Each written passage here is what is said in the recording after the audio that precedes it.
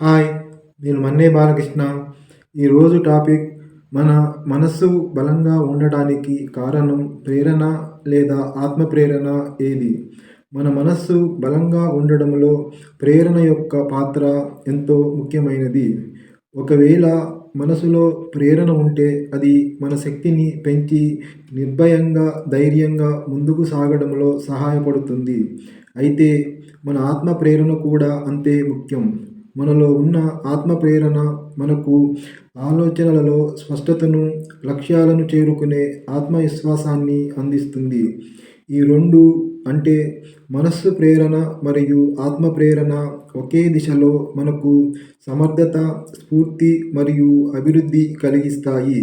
ఆత్మ ప్రేరణ మనలో శాంతిని, సానుకూల దృక్పథాన్ని పెంచుతుంది.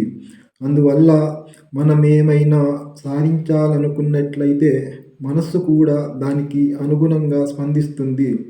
ఒకవేళ ఈ రెండు సమ్మిళితమై ఉంటే మనకి ఎదురయ్యే ఏదైనా సవాలు లేదా ఆటంకాన్ని మనం సులభంగా అధిగమించగలుగుతాము.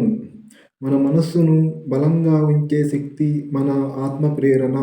Doctor APJ Abdul Kalam. Subscribe.